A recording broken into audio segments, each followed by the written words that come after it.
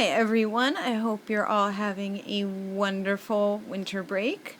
Here is the long-awaited DBQ Explain Everything. I'm sure you guys are just as anxious to see this video as you are to actually write the DBQ. I'm sure you can't wait.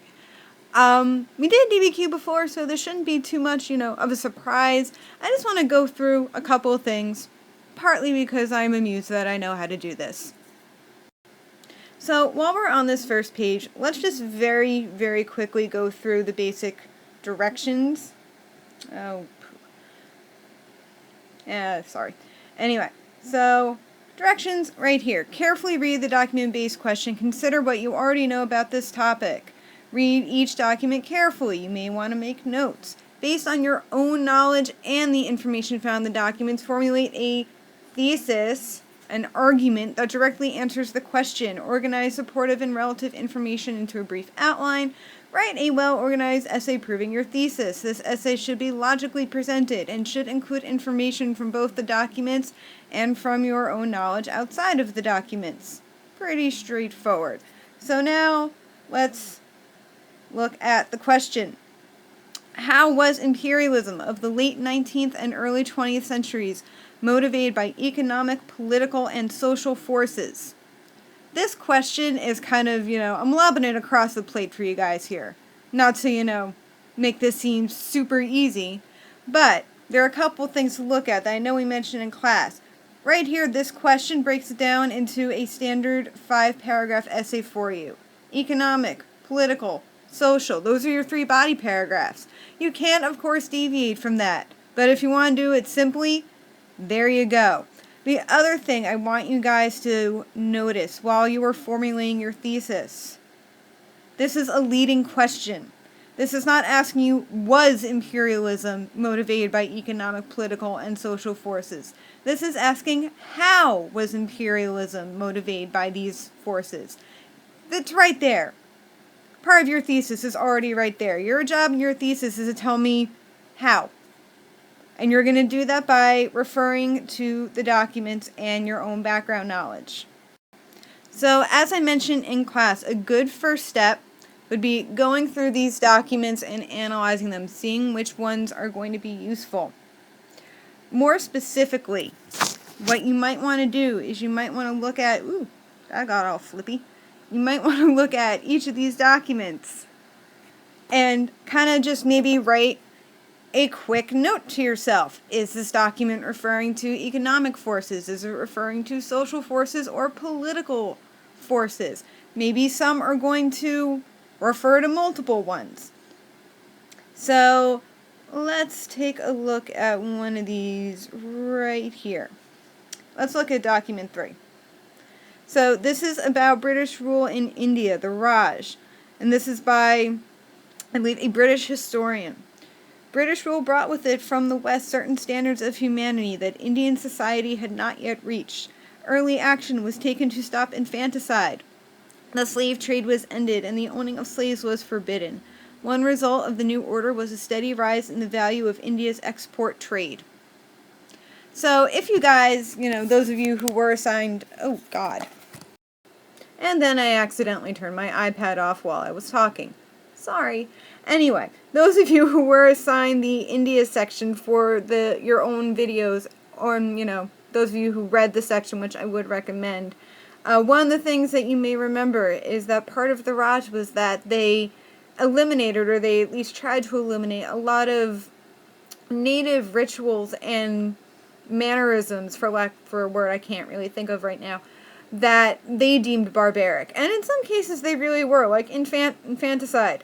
Not a good thing. Widows throwing themselves into funeral pyres. Not really a great thing.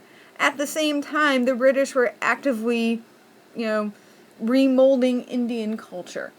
So here's one I will give you, a bit of a freebie. We might call document 3, we might want to put this in our social column.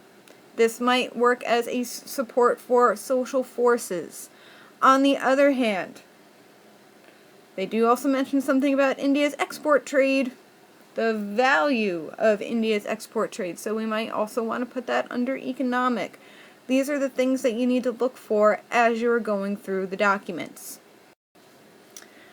Okay, so you go through the documents, you're figuring out what, categories you can sort the documents into. Based on that, you guys are going to formulate an original argument. Again, look at the question. This does not have to be the most innovative, original thesis you have ever come up with. You just need to pick out how imperialism was motivated by economic, political, and social forces. I know you can all do this. In addition, what you must remember is that your argument needs to be supported not only by your own background information, which does need to be there, but 6 to 7 of the provided documents. So think of, let's say, a minimum of 2 documents per force. 2 economic documents, 2 political documents, 2 social documents. That's a nice way to look at it. Of course, this is just advice. You are free to deviate from it, but make sure you're still writing me a good, strong, solid argument. Also keep in mind that sooner than later, we're going to start looking at the thesis paper. Bum, bum, bum. Yes, what was formerly known to you as the research paper. That's coming up too. So this is kind of good practice as to how to formulate a thesis. Let's remember that, shall we? So, okay, for some reason this one not letting me scroll up, but I think I figured out why. There we go. My bad.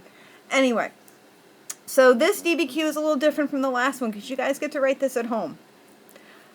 So, in some ways, I will tell you this is not as great as writing it in class because I do expect this to be a little more polished.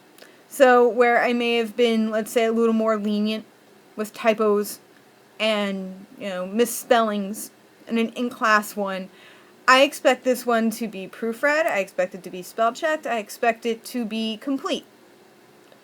So, yay. I want you guys to keep looking at the guidelines, make sure you're hitting all those points. You can even check them off if you want to as you go. That's fine. You guys, again, do need to do an outline. I want to see that you've thought through your argument. That's going to be important. When you're done, you're going to submit a final draft as a PDF to your Google Drive folder. If you are having trouble with that, please let me know sooner than later so we can get it figured out. One other thing I just wanted to talk to you guys about very quickly are citations. In DBQ, you need to cite whatever documents you are referring to. Can I figure out which document you're referring to? Probably. But as we're going to discuss when it comes to the thesis paper, citing your sources, pretty darn important. So there are 2 ways, really, 2 standard ways in a DBQ to cite your documents. You either do it in your text, so you might write something, as you might write in document 7, boom, you've cited the document. What you can also do is you could, quote or refer to on the documents and do parentheses. So, in document 7, to start, to put your citation in the beginning, or you can abbreviate at the end. Doc 9. You're done. You don't have to do anything fancy. If you want to develop good habits, since this is a take-home, you really want to do footnotes, you can. You are not required to do footnotes.